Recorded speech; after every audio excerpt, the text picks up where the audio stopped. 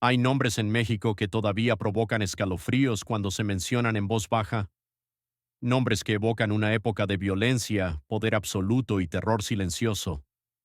Rafael Caro Quintero es uno de esos nombres, un hombre cuya historia está entrelazada con los momentos más oscuros y tensos de los años 80 en nuestro país. Su influencia fue tan vasta que transformó el panorama criminal de toda una nación. Pero esta no es solo la historia de un hombre poderoso, esta es la historia de su mansión, una estructura imponente construida en lo alto de una colina remota en Sinaloa, que se convirtió en el símbolo más potente de su imperio y de su destrucción. Escondida entre las montañas, rodeada de silencio y misterio, esta propiedad guarda secretos que muchos prefieren olvidar. Esta es la temida historia de la mansión de Caro Quintero, el testimonio físico de un imperio que alcanzó alturas inimaginables antes de desmoronarse completamente, dejando solo ruinas, miedo y advertencias para las generaciones futuras. Pero antes de adentrarnos en los secretos más oscuros de esta mansión y descubrir lo que realmente representó en la historia del narcotráfico mexicano, ayúdame a seguir investigando estas historias que revelan capítulos fundamentales de nuestro pasado. Dale like a este video y sigue el canal para más documentales sobre las historias más temidas y controversiales de México. Y dime, ¿sabías que la mansión de Caro Quintero fue construida estratégicamente en una colina para tener control visual de todo el territorio circundante? Déjame tu respuesta en los comentarios. Para comprender la magnitud de lo que representó la mansión de Rafael Caro Quintero, primero debemos conocer al hombre que la mandó construir. Rafael Caro Quintero nació el 3 de octubre de 1952 en La Noria, un pequeño poblado cerca de Badiraguato, Sinaloa. Provenía de una familia campesina extremadamente humilde, donde la pobreza no era una condición temporal, sino una realidad permanente que marcaba cada aspecto de la vida diaria. Desde niño trabajó en el campo conociendo la tierra, las cosechas y las dificultades de sobrevivir en una región donde las oportunidades legítimas eran prácticamente inexistentes. No había nada en su infancia que sugiriera que algún día se convertiría en una de las figuras más poderosas y temidas del narcotráfico internacional. Era solo otro niño pobre del Triángulo Dorado, esa región montañosa donde Sinaloa, Durango y Chihuahua se encuentran, una zona que históricamente había sido cuna de cultivadores de amapola y marihuana. La transformación de Caro Quintero de campesino pobre a narcotraficante poderoso comenzó en su adolescencia cuando se involucró en el cultivo de marihuana. En los años 60 y 70 el negocio de la droga en México era todavía relativamente pequeño y desorganizado comparado con lo que vendría después. Los traficantes eran principalmente agricultores que cultivaban plantas ilegales y las vendían a intermediarios que las llevaban hacia Estados Unidos. Pero Caro Quintero era diferente. Tenía una visión empresarial que iba más allá del simple cultivo. Entendía que para construir un verdadero imperio necesitaba controlar toda la cadena de producción y distribución. Necesitaba innovar, expandirse y sobre todo necesitaba aliados poderosos que compartieran su ambición de transformar el narcotráfico mexicano en una industria masiva y altamente lucrativa. En los años 70, Caro Quintero comenzó a trabajar con otros traficantes que compartían su visión. Se asoció con Miguel Ángel Félix Gallardo, conocido como el Jefe de Jefes, y con Ernesto Fonseca Carrillo, Don Neto. Juntos formaron lo que eventualmente se conocería como el Cartel de Guadalajara, la primera organización criminal verdaderamente moderna en la historia del narcotráfico mexicano. Esta alianza no era solo un grupo de traficantes trabajando juntos, era una empresa criminal sofisticada con estructuras jerárquicas claras, divisiones territoriales definidas, sistemas de lavado de dinero elaborados y, lo más importante, conexiones profundas con políticos y funcionarios corruptos que proporcionaban protección a cambio de enormes cantidades de dinero. El cartel de Guadalajara controlaba prácticamente todo el tráfico de drogas desde México hacia Estados Unidos durante los años 80, moviendo toneladas de marihuana y cocaína mensualmente y generando ganancias que se contaban en cientos de millones de dólares. La verdadera innovación de Caro Quintero fue industrializar el cultivo de marihuana. Antes de él, la producción era pequeña y dispersa, con campesinos cultivando plantas en parcelas escondidas en las montañas. Caro Quintero cambió completamente este modelo. En 1984 estableció lo que sería conocido como el Rancho Búfalo en Chihuahua, un complejo agrícola masivo donde se cultivaban miles de hectáreas de marihuana de alta calidad. El rancho tenía sistemas de irrigación sofisticados, personal que trabajaba como en cualquier empresa agrícola legítima y producción a escala industrial. Era una operación tan grande que podía verse desde el aire, y cuando finalmente fue descubierto por autoridades mexicanas con ayuda de la DEA, se estimó que contenía más de 7,000 toneladas de marihuana con un valor de mercado superior a los 2,500 millones de $. Fue el cultivo ilegal más grande jamás descubierto hasta ese momento y demostró la magnitud del imperio que Caro Quintero había construido. Con esas cantidades obscenas de dinero fluyendo constantemente, Caro Quintero se convirtió en uno de los hombres más ricos de México, pero la riqueza por sí sola no era suficiente para él. Necesitaba mostrar su poder, establecer su dominio sobre el territorio que controlaba y enviar un mensaje claro a todos aliados y enemigos, por igual de que él era alguien que había alcanzado un estatus casi mítico. La manera de hacer esto sería construyendo una mansión que no tuviera comparación en la región, una propiedad tan impresionante que cualquiera que la viera entendiera inmediatamente el nivel de poder e influencia que su dueño poseía. Esa mansión se construiría en un lugar estratégico, en lo alto de una colina que dominaba el paisaje circundante en el Cerro de la Campana en Mazatlán, Sinaloa. La ubicación elegida para la mansión no fue accidental. El Cerro de la Campana es una elevación natural que se alza prominentemente sobre la ciudad de Mazatlán y ofrece vistas panorámicas espectaculares del Océano Pacífico y de toda la región circundante.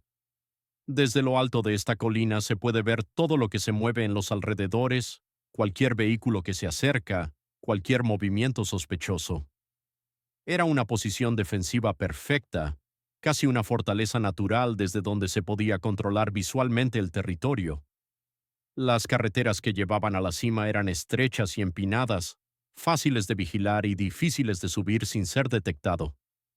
Para alguien como Caro Quintero, cuya vida dependía de estar siempre un paso adelante de sus enemigos y de las autoridades, esta ubicación era ideal. No era solo una casa en una colina bonita, era un puesto de comando estratégico disfrazado de residencia de lujo. La construcción de la mansión comenzó a principios de los años 80 cuando Caro Quintero estaba en el apogeo de su poder. Contrató a los mejores arquitectos e ingenieros disponibles, aunque muchos de estos profesionales trabajaban sin conocer completamente la identidad de su cliente o la procedencia del dinero que los pagaba. El diseño de la propiedad reflejaba el gusto por la ostentación que caracterizaba a los narcotraficantes de esa época. La mansión era enorme, con múltiples niveles construidos siguiendo el contorno natural de la colina. Tenía docenas de habitaciones, cada una diseñada con lujos específicos. Los materiales utilizados eran los más caros disponibles. Mármol importado cubría pisos y paredes. Maderas preciosas se usaban para puertas y acabados. Los baños tenían accesorios de oro y las ventanas eran de cristal grueso, diseñado para resistir cualquier cosa, desde tormentas hasta algo más peligroso. Los jardines de la mansión se extendían por hectáreas alrededor de la estructura principal. Había fuentes ornamentales con diseños elaborados, estatuas que habían sido traídas desde otras partes del país y hasta del extranjero y sistemas de irrigación tan sofisticados que podían mantener vegetación exuberante incluso en los meses más secos del año, cuando el clima de Sinaloa se volvía castigador. Había una alberca de dimensiones olímpicas con vistas al océano, canchas de tenis donde Caro Quintero supuestamente practicaba regularmente, establos para caballos de raza pura que costaban más que casas enteras en la ciudad de abajo y áreas de recreación diseñadas para entretener a docenas de invitados simultáneamente. Todo estaba pensado para impresionar, para demostrar que el dueño de esta propiedad tenía recursos ilimitados y un poder que rivalizaba con el de cualquier empresario legítimo o político de alto nivel. Pero lo que realmente hacía única a la mansión de Caro Quintero no era su tamaño ni su lujo visible, sino lo que escondía. Durante la construcción, Caro Quintero ordenó que se incluyeran características especiales que no aparecían en ningún plano oficial. Había habitaciones ocultas accesibles solo mediante puertas secretas disimuladas en las paredes. Había sótanos profundos con múltiples niveles cuyo propósito exacto solo era conocido por Caro Quintero y su círculo más íntimo de confianza. Algunos rumores hablaban de túneles subterráneos que conectaban diferentes partes de la propiedad y que supuestamente se extendían más allá de los límites del terreno, aunque nunca se confirmó oficialmente hacia dónde conducían o si realmente existían. Había sistemas de comunicación sofisticados para la época, incluyendo radios de largo alcance y líneas telefónicas múltiples que permitían coordinar operaciones desde la casa sin necesidad de salir. Los moradores de Mazatlán, que vivían cerca del Cerro de la Campana, desarrollaron rápidamente una relación compleja con la mansión y su dueño. Por un lado, sabían o sospechaban quién era el propietario y a qué se dedicaba. Los rumores circulaban constantemente sobre el hombre poderoso que vivía en lo alto de la colina. Por otro lado, nadie se atrevía a hablar abiertamente sobre el tema. Preguntar demasiado sobre Caro Quintero o su mansión era peligroso. Las personas que mostraban demasiada curiosidad a veces recibían visitas intimidatorias que les hacían entender claramente que debían mantener la boca cerrada. El silencio que rodeaba la mansión no era solo por respeto o indiferencia, era un silencio nacido del miedo. Los vecinos veían caravanas de vehículos lujosos subiendo y bajando la colina. A todas horas veían helicópteros aterrizando en la propiedad. Escuchaban música de fiestas que duraban hasta el amanecer, pero nadie comentaba nada públicamente. Dentro de la mansión, Caro Quintero vivía como un rey moderno de un imperio criminal. Celebraba reuniones con otros líderes del cartel donde se tomaban decisiones que afectaban el flujo de miles de toneladas de drogas hacia Estados Unidos.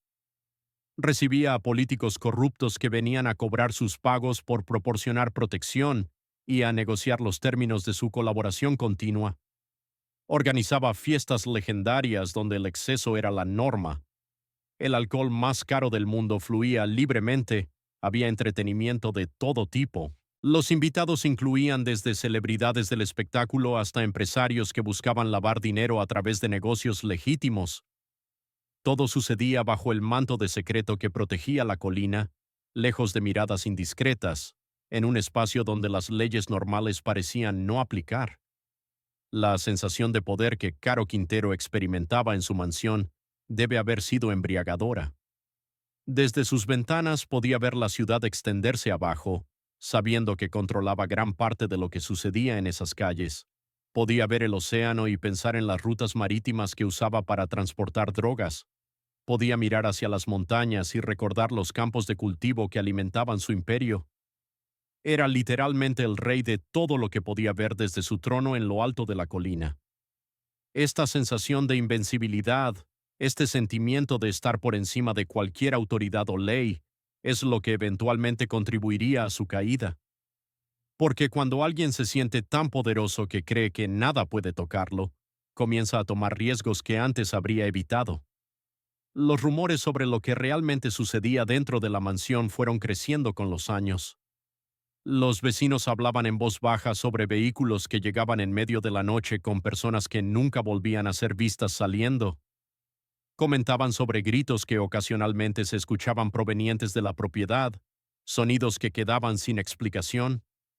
Algunos trabajadores que habían estado brevemente empleados en la construcción o mantenimiento de la casa compartían historias fragmentadas sobre áreas a las que no se les permitía acceder, sobre habitaciones cerradas con llave que solo Caro Quintero podía abrir, sobre una atmósfera general de tensión y peligro que permeaba el lugar. Ninguna de estas historias podía ser verificada completamente, y muchas probablemente eran exageraciones alimentadas por la imaginación y el miedo. Pero el hecho de que existieran estos rumores, de que circularan tan ampliamente, dice mucho sobre la reputación que la mansión y su dueño tenían en la región. El imperio de Caro Quintero parecía imparable a principios de los años 80. El cartel de Guadalajara dominaba completamente el tráfico de drogas en México. Las ganancias eran astronómicas, la protección política era sólida, pero todo imperio construido sobre actividades ilegales tiene una fragilidad inherente. Depende de la corrupción continua de funcionarios, de la lealtad de socios que en cualquier momento pueden convertirse en rivales, de mantener un perfil lo suficientemente bajo para no provocar una respuesta internacional coordinada. Caro Quintero y sus socios estaban a punto de romper ese equilibrio delicado de una manera que destruiría todo lo que habían construido. En febrero de 1985 ocurrió el evento que marcaría el principio del fin para Caro Quintero y el Cartel de Guadalajara. El agente de la DEA, Enrique Camarena Salazar, conocido como Kiki Camarena, fue secuestrado en Guadalajara en pleno día. Camarena había estado trabajando en México recopilando inteligencia sobre las operaciones del cartel y había sido instrumental en el descubrimiento y destrucción del Rancho Búfalo meses antes. Su secuestro, tortura y asesinato provocaron una respuesta sin precedentes del gobierno estadounidense. La presión sobre el gobierno mexicano se volvió insoportable. Estados Unidos virtualmente cerró la frontera paralizando el comercio bilateral y dejando claro que no habría normalidad en las relaciones hasta que los responsables fueran capturados. Por primera vez, la protección política que había blindado a Caro Quintero comenzó a desmoronarse. La búsqueda de los responsables del asesinato de Camarena se convirtió en una de las operaciones más intensas en la historia de la aplicación de la ley en México. La DEA desplegó recursos masivos. El gobierno mexicano, bajo presión internacional insostenible, se vio obligado a actuar de manera más agresiva de lo que había hecho en años. Los aliados de Caro Quintero dentro del gobierno comenzaron a distanciarse sabiendo que protegerlo ahora sería demasiado costoso políticamente. Las investigaciones revelaron la magnitud de la corrupción que había permitido que el cartel operara con tanta libertad. Comandantes de policía, oficiales militares, funcionarios de gobierno, todos habían estado en la nómina del cartel. Pero ahora, con el escrutinio internacional enfocado en México, esas protecciones se evaporaban rápidamente. En abril de 1985, apenas 2 meses después del asesinato de Camarena, Rafael Caro Quintero fue capturado en Costa Rica, donde había huido buscando refugio. Su arresto fue noticia internacional y marcó un punto de inflexión en la guerra contra las drogas en México. Por primera vez, uno de los narcotraficantes más poderosos del país enfrentaría consecuencias reales por sus acciones. Fue extraditado a México, donde fue procesado y eventualmente condenado a 40 años de prisión por el asesinato de Camarena y por delitos relacionados con el narcotráfico. Su captura fue solo el principio. Ernesto Fonseca Carrillo fue arrestado poco después. Miguel Ángel Félix Gallardo sería capturado en 1989. El Cartel de Guadalajara, la organización criminal más poderosa de México en los años 80, fue sistemáticamente desmantelada. La mansión en el Cerro de la Campana, que había sido el símbolo más visible del poder de Caro Quintero, sufrió un destino acorde con la caída de su dueño. Fue confiscada por el gobierno mexicano como parte del proceso de decomiso de bienes adquiridos mediante actividades ilícitas. Durante algún tiempo hubo debate sobre qué hacer con la propiedad. Algunos sugirieron convertirla en una instalación gubernamental. Otros propusieron venderla y usar los fondos para programas sociales. Hubo incluso propuestas de convertirla en un museo sobre los peligros del narcotráfico, pero ninguna de estas ideas se materializó. La burocracia mexicana es notoriamente lenta y en este caso particular, nadie realmente quería asumir la responsabilidad de tomar una decisión sobre una propiedad tan cargada de historia oscura. El abandono de la mansión fue gradual e inevitable. Sin mantenimiento regular, las estructuras más elaboradas comenzaron a deteriorarse. Las lluvias filtraban por techos que ya nadie reparaba. La humedad del clima costero atacaba materiales que requerían cuidado constante. Los jardines, que una vez fueron mantenidos meticulosamente por equipos de jardineros, se convirtieron en junglas salvajes, donde la vegetación crecía sin control. Las fuentes dejaron de funcionar y se llenaron de agua estancada y basura. Las estatuas se cubrieron de musgo y grafiti. Los sistemas eléctricos fallaron y nunca fueron reparados. Las ventanas se rompieron, permitiendo que animales y elementos entraran libremente. Lo que alguna vez fue un palacio se estaba convirtiendo rápidamente en una ruina. Los saqueadores no tardaron en llegar. Sabiendo que la mansión estaba abandonada y que contenía materiales valiosos, grupos de ladrones comenzaron a desmantelar sistemáticamente todo lo que pudiera venderse. El mármol de los pisos fue arrancado y robado. Los accesorios de baño, muchos de los cuales eran de metales preciosos, desaparecieron rápidamente. Las puertas de madera fueron quitadas y vendidas. El cableado eléctrico fue extraído para vender el cobre. Cualquier cosa que tuviera algún valor monetario fue removida.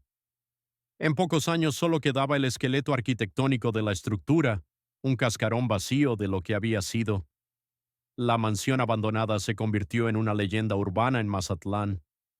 Los jóvenes se atrevían unos a otros a subir la colina por la noche y entrar en las ruinas. Circulaban historias de apariciones, de sombras que se movían entre los escombros, de sonidos inexplicables que provenían de los sótanos. Algunos visitantes reportaban una sensación de malestar y opresión al estar en ciertas áreas de la propiedad, especialmente en los niveles inferiores donde los rumores decían que habían ocurrido cosas terribles. Si estas experiencias eran reales o simplemente el producto de imaginaciones activas alimentadas por el conocimiento de quién había vivido allí y lo que representaba, es algo que cada persona debe decidir por sí misma. Con el tiempo, indigentes y personas sin hogar comenzaron a usar las ruinas como refugio. Encendían fogatas en salones que alguna vez brillaron con candelabros caros, durmiendo sobre cartones en habitaciones donde Caro Quintero había celebrado con la élite criminal y política de México. Las paredes se cubrieron de graffiti, algunos simples tags, otros más elaborados, murales que denunciaban la violencia del narcotráfico o que representaban escenas de la historia del lugar. La mansión se había convertido en un espacio liminal, ya no parte del mundo ordenado, pero tampoco completamente abandonado, habitado por aquellos que la sociedad había dejado atrás. Una ironía dolorosa para un lugar que representaba el pináculo del poder ilícito. En 2013, después de cumplir 28 años de su sentencia de 40 años, Rafael Caro Quintero fue liberado de prisión mediante una controvertida decisión judicial que argumentaba irregularidades procesales en su juicio original. Su liberación causó indignación tanto en México como en Estados Unidos. El gobierno estadounidense emitió inmediatamente una orden de arresto y ofreció una recompensa de $20,000 por información que condujera a su captura. Durante años, Caro Quintero permaneció prófugo, convirtiéndose en uno de los fugitivos más buscados del mundo. Su libertad terminó en julio de 2022 cuando elementos de la Marina Mexicana lo capturaron nuevamente en Sinaloa. Fue extraditado a Estados Unidos, donde actualmente enfrenta cargos relacionados con el asesinato de Camarena y operaciones de narcotráfico, mientras Caro Quintero pasaba décadas en prisión, luego fugitivo y finalmente capturado nuevamente. Su mansión continuaba su lento colapso en el Cerro de la Campana. Para 2020, partes de la estructura habían colapsado completamente. Techos enteros se habían derrumbado, creando montones de escombros que bloqueaban pasillos y habitaciones. Las columnas, que alguna vez sostuvieron terrazas elegantes, ahora se alzaban solitarias, agrietadas y en peligro de caer. Los niveles inferiores se inundaban durante la temporada de lluvias, creando pozos de agua putrefacta que olían a descomposición. El gobierno colocó señales advirtiendo que entrar era peligroso y técnicamente ilegal, pero estas advertencias hacían poco para detener a los curiosos, a los exploradores urbanos con cámaras o a quienes buscaban refugio. La pregunta de qué hacer con la mansión sigue sin respuesta definitiva hasta hoy. Demolerla completamente requeriría recursos significativos y eliminaría un testimonio físico de un periodo importante de la historia mexicana. Preservarla como museo sería costoso y potencialmente controvertido. Algunos argumentarían que sería glorificar a un criminal. Venderla a desarrolladores privados parece poco ético, dado su origen. Dejarla como está permite que continúe deteriorándose hasta eventualmente colapsar por sí sola, lo cual parece ser la opción que el gobierno ha elegido por omisión. La mansión permanece en un limbo burocrático, lentamente siendo reclamada por la naturaleza mientras México debate qué hacer con este recordatorio físico de su pasado violento. Lo que la mansión de Rafael Caro Quintero representa va mucho más allá de la historia de un narcotraficante. Representa una época específica en la historia de México, cuando el narcotráfico se transformó de una actividad criminal relativamente pequeña en una industria masiva que desafió al Estado mismo. Representa la corrupción sistémica que permitió que estos imperios criminales florecieran.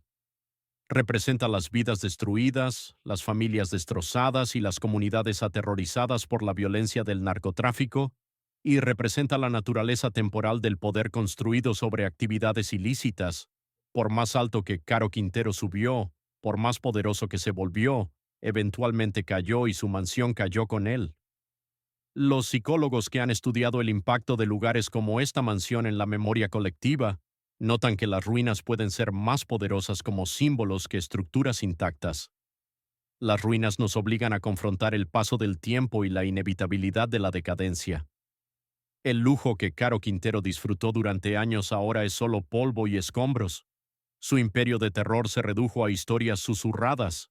Su nombre es sinónimo de violencia y traición, no de éxito. En ese sentido, las ruinas de su mansión son una forma de justicia poética, un monumento no a su grandeza, sino a su caída inevitable. Hoy, si viajas a Mazatlán y miras hacia el Cerro de la Campana, puedes ver los restos de la estructura en lo alto de la colina.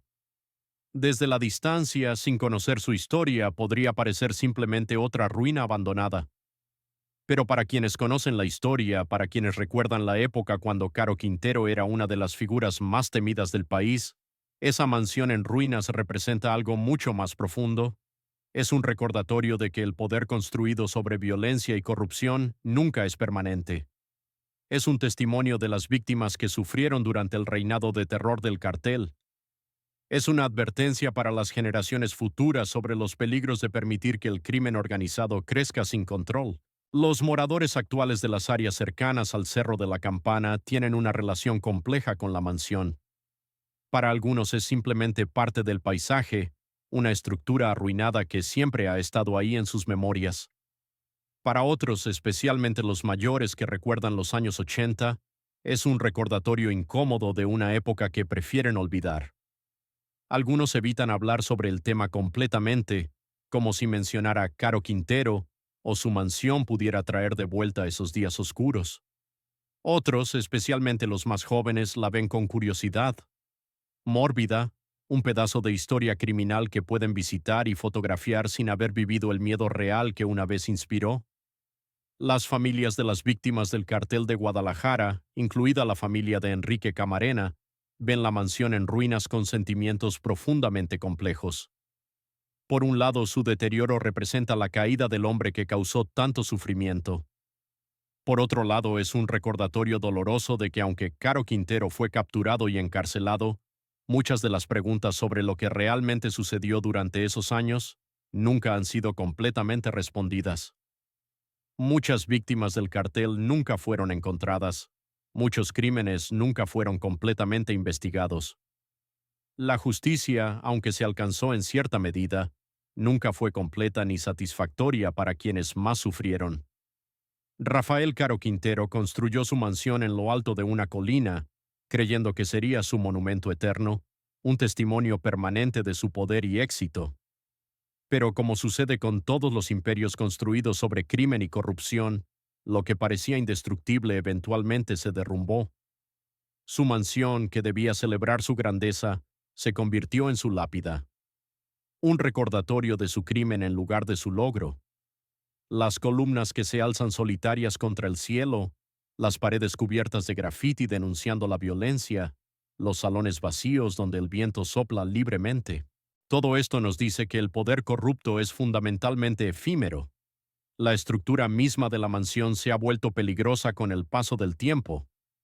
Inspectores estructurales que ocasionalmente visitan el sitio advierten que partes significativas de la edificación están en riesgo inminente de colapso total. Los techos que aún permanecen podrían caer en cualquier momento.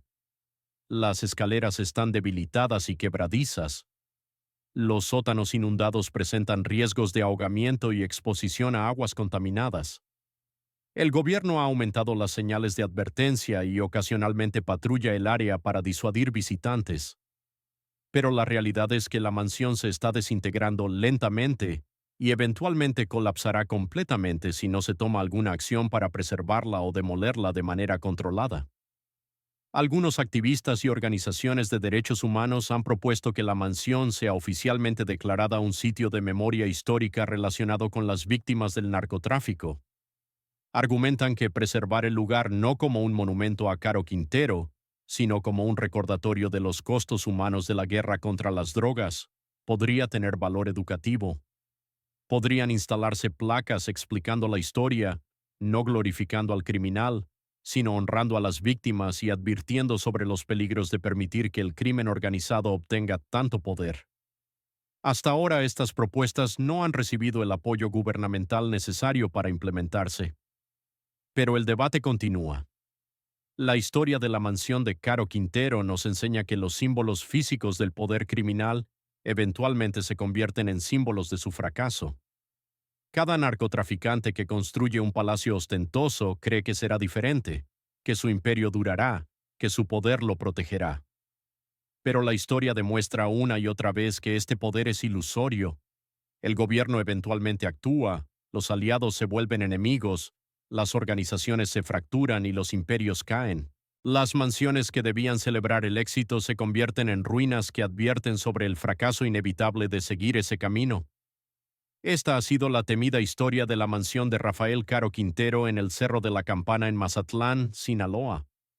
La historia de cómo un campesino pobre de Badiraguato se convirtió en uno de los narcotraficantes más poderosos de México en los años 80, de cómo construyó un imperio criminal que dominó el tráfico de drogas hacia Estados Unidos, de cómo mandó construir una mansión en lo alto de una colina que representaba el pináculo de su poder, y de cómo todo ese imperio se derrumbó después del asesinato de un agente de la DEA, llevando a su captura, encarcelamiento y la destrucción de todo lo que había construido.